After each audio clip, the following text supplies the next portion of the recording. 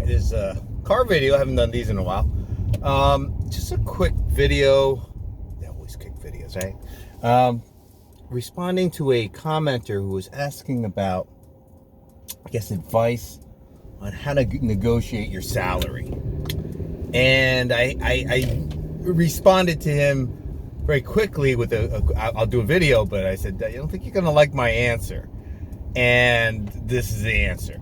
You don't really negotiate your salary with your employer, okay? And you're like, what do you mean by that? It's always your employer. No, you can negotiate your salary with your potential employer. But with your employer, by and large, they don't like dealing with nurses on a one-to-one basis. Unless it's a smallish company. It's not one of a big hospital or anything like that. They're not going to negotiate with you because they don't want a widespread revolt on their hands. They don't want to be dealing with, 1,000 different flavors or 10,000 different flavors. They want to deal with one flavor, and that's the way it is, or most of the time it is. There might be tiers to that, but that's it. By and large, you're going to be paid what you're going to be paid, and you're going to like it. Basically, be glad you have a job kind of scenario.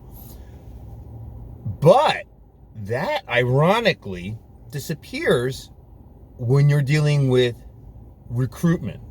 You're coming in as a traveler, or travelers are paid totally different. It's a different scale because you're basically a rental. It's like you're trading mid-season for a specialist trying to get to the World Series. It is completely a different scenario there. So I'm not even talking about traveler pay. That's a totally different animal.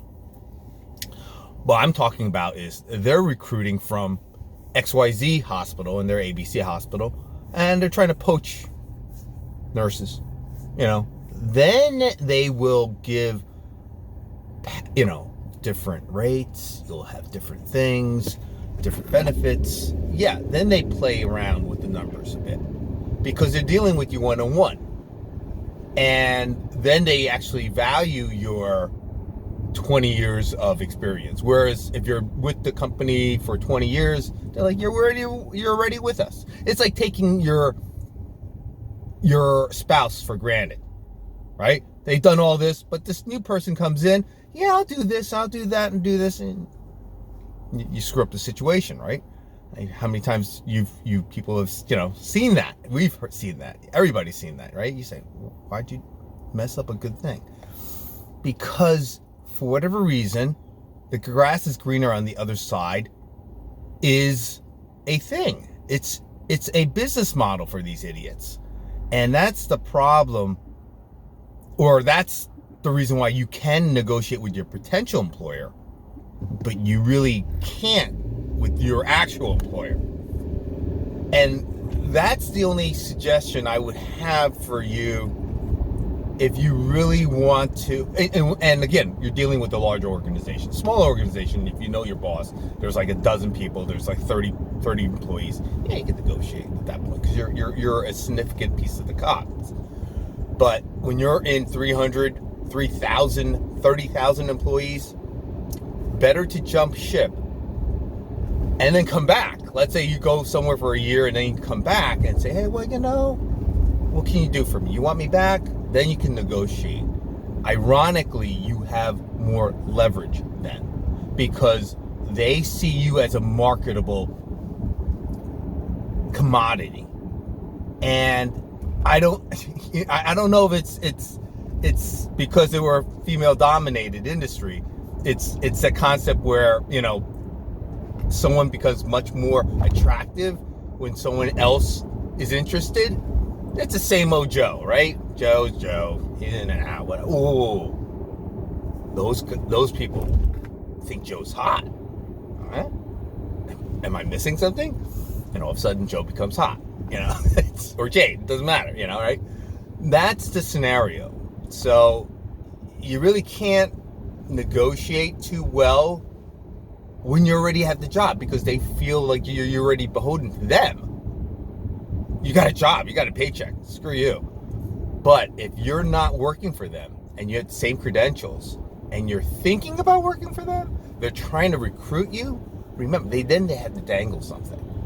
And that's what I find nurses that change jobs, they shuttle around and bed a lot of different employers, basically.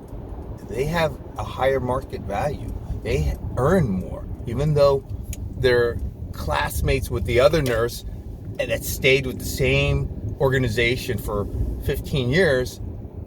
They earn less. It's ironic. They're like, wait a minute, the kicker is that nurse that stayed 15 years with that organization is the one training the one that jumped around, because they're not used to the system.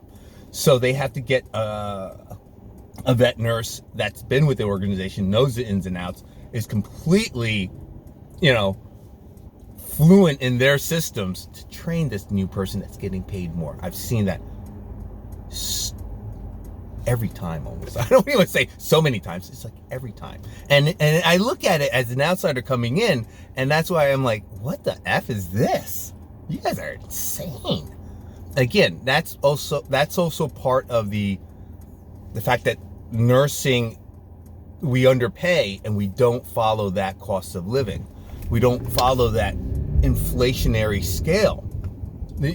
Most times they don't follow that. So all of a sudden, it's like you've stayed with them for 15 years, you don't follow that. But if you jump around, you follow that, because you're going to be very active in that.